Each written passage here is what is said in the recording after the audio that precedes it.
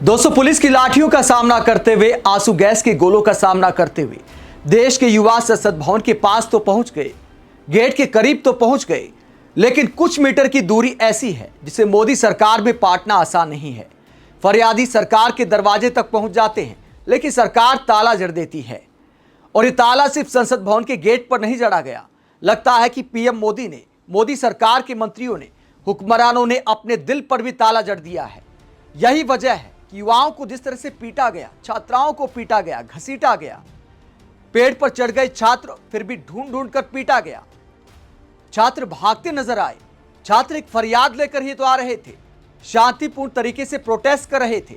सरकार तक बस अपनी बात ही तो पहुंचाना चाहते थे। सरकार को बस इतना ही तो सुनाने आ रहे थे कि आपकी नाकामी की वजह से अनेकों छात्रों की जान चली गई और ये जान आखिरकार कब तक जाएगी। जवाबदेही तो तय होनी चाहिए कि आखिरकार उन छात्रों का गुनहगार कौन है। लेकिन ये सवाल पूछने के बदले जब लाठियां मिलती हैं तो लोकतंत्र के हालात पर तरस भी आता है, गुस्सा भी आता है, दुख भी होता है, रोना भी आता है।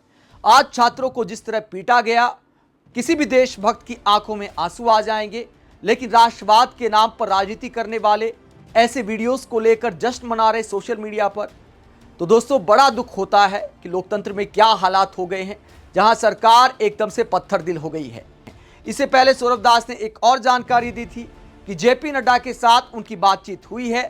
कोकण जनता पार्टी के प्रवक्ताओं ने, सौरभ दास ने और आशुतोष रंका ने जेपी नड्डा के सामने अपनी डिमांड रख दी है और सरकार ने कहा है, जेपी नड्डा ने कहा है कि सरकार में ऊपर बात की जाएगी। ऊपर मतलब हो सकता है पीएम मोदी से कोई मंत्रणा करनी हो, अमित शाह से कोई बातचीत करनी हो। लेकिन सवाल ये उठता है, दुख इस बात का होता है कि जब बातचीत का दरवाजा सरकार ने खोल दिया था तो पुलिस एक्शन आखिरकार क्यों किया? युवाओं के साथ आखिरकार ऐसा व्यवहार क्यों किया? यही सवाल विपक्षी नेता कर रहे हैं। प्रियंका गांधी ने इस पूरे मामले पर मोदी सरकार को घेरते हुए क्या कहा? सरकार से सवाल करते हुए, पीएम मोदी से सवाल करते हुए प्रियंका गांधी क्या कहती हैं, जरा सुनिए। देश का भविष्य है, ये संसद उन्हीं का है, किसी की जागीर नहीं है। तो कुछ मतलब जेन्युइन समस्या है। हम सब, राहुल जी कितने समय से इस समस्या को रेज कर रहे हैं, इसके बारे में बात कर रहे हैं। हम सब कह रहे हैं डिस्कस करो। एजुकेशन पॉलिसी में प्रॉब्लम्स हैं, बड़े बड़े इश्यूज हैं। आप डिस्कस करने के लिए राजी नहीं है और बच्चों पे आप टीयर गैस कर रहे हो और उनकी पिटाई कर रहे हो। किस लिए? बच्चे हैं हमारे। तो प्रियंका गांधी कहती है कि बच्चे हमारे, उन पर आखिरकार इतना अत्याचार क्यों? दोस्तों, पुलिस वालों के भी हाथ नहीं कांपे। कुछ वीडियोज ऐसे हैं, देखकर बड़ा दुख होता है। जिस पुलिसिया अंदाज में आप बच्चों को पिटाई कर रहे हो, क्या ये बहादुरी है? पुलिस वालों को भी सोचना चाहिए। इस तरह आक्रामकता बॉडी लैंग्वेज की तो नहीं दिखानी चाहिए, प्यार से समझाना चाहिए। लेकिन ऐसा लगता है कि पुलिस को भी आदेश मिलता है तो टूट पड़ती है हमारी पुलिस। इसके बाद दीपेंद्र हुड्डा क्या कहते हैं, जरा सुनिए। नौजवानों और छात्रों का विश्वास शिक्षा प्रणाली से, परीक्षा प्रणाली से उठ गया है।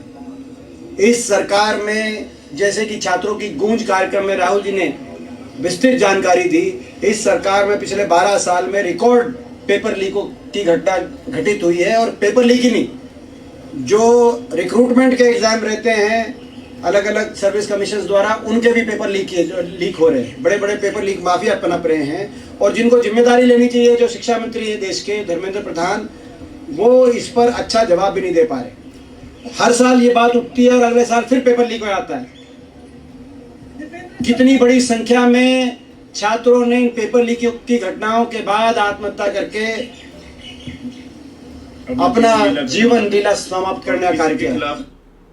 तो तमाम विपक्षी नेता युवाओं के मुद्दे पर, पेपर लीक को लेकर मोदी सरकार को आईना दिखाते हैं और ये सवाल पूछते हैं कि सरकार संवाद को तैयार क्यों नहीं है।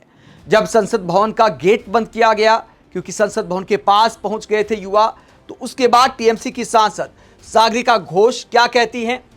जब सांसद भी अंदर फंस जाते हैं तो वो बेबसी के हालात को दिखाती हैं और क्या कहती है, जरा सुनिए। This is a bizarre situation. They've locked the gates and MPs are being stopped from going out.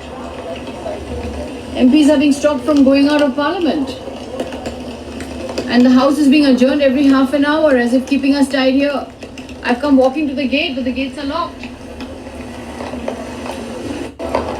This is a bizarre situation. They've locked the gates and MPs are being... तो सागरिका घोष आरोप लगाती हैं कि बड़ी अजीब स्थिति हो गई है। हर आधे घंटे में संसद की कार्यवाही स्थगित हो जाती है। सरकार चर्चा के लिए तैयार नहीं है, गेट को बंद कर दिया है। हम जैसे लोग भी फंस गए हैं। तो विपक्षी सांसद हर तरीके से लाचार यहां पर नजर आ रहे हैं।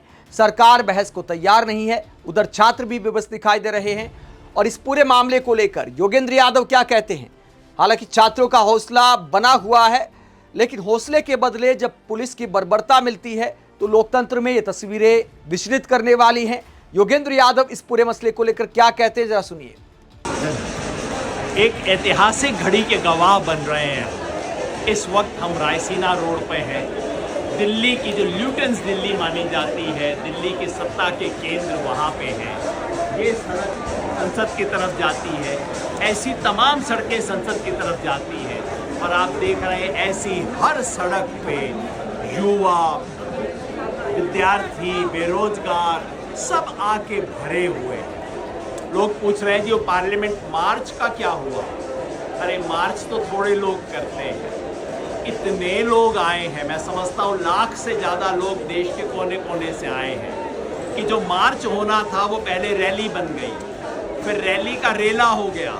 अब तो मुझे लगता है वो रेला मेले में बदल गया है। ये मेला हो गया है चारों तरफ और ऑक्यूपाई कर लिया है। जैसे अमेरिका में ऑक्यूपाई वॉल स्ट्रीट हुआ था ना, वैसे युवा बेरोजगारों ने दिल्ली की सत्ता के केंद्र को आज ऑक्यूपाई कर लिया है। 50 साल के बाद देश में शिक्षा और बेरोजगारी के सवाल पे युवा सड़क पे आए हैं। युवाओं ने फिर याद दिलाया है संसद का रास्ता सड़क से होके जाता है। खुद आए हैं, बिना किसी के बुलाए, बिना किसी के एक पैसा दिए, बिना किसी के फ़ोन किए आए हैं। इतना गहरा असंतोष, ये असंतोष, ये ऊर्जा, ये आकांक्षा अब व्यवस्था बदलने की ऊर्जा में लगनी चाहिए। अब जिम्मेवारी है कि अब ये सिर्फ एक व्यक्ति के इस्तीफे का मामला नहीं है, अब ये व्यवस्था परिवर्तन का मामला है। वो एजुकेशन सिस्टम जो शिक्षा नहीं देता, वो इकोनॉमिक सिस्टम जो रोजगार नहीं देता, वो पॉलिटिकल सिस्टम जो जवाब नहीं देता, अब उन्हें बदलने की हुंकार है। अद्भुत क्षण है, आप सब देखिए। तो योगेंद्र यादव इसे अद्भुत क्षण बताते हैं, इस भीड़ को ऐतिहासिक बताते हैं। वाकई युवाओं के लिहाज से संसद की तरफ मार्च के मामले में इसे आप अद्भुत क्षण मान सकते हैं, लेकिन इसे आप युवाओं की विजय नहीं मान सकते। जब तक सरकार इनकी मांगे नहीं सुनती है, कम से कम सार्थक संवाद तो करे, कम से कम इन्हें सम्मान तो दे। लेकिन इस भीड़ को भी, युवाओं की इस आवाज को भी विपक्षी साजिश बताकर, अराजकता बताकर अगर तिरस्कार किया जाता है तो इससे बड़ा दुर्भाग्य नहीं हो सकता है।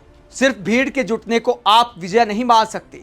जब सरकार जनादेश का सम्मान करे, जनता के इस आक्रोश का सम्मान करे और इनकी बात को सुने, तब लोकतंत्र के अद्भुत क्षण बनते हैं। वरना निराशा ही हाथ आती है, क्योंकि बार बार ऐसे आवाज नहीं उठती। जब दिल से देश के युवाओं ने आवाज उठाई है तो सरकार को उसका सम्मान करना चाहिए। आप इस पूरे मसले को लेकर क्या सोचते हैं? कमेंट बॉक्स में अपनी राय जरूर दें। साथ ही चैनल को सब्सक्राइब भी करें। नमस्कार।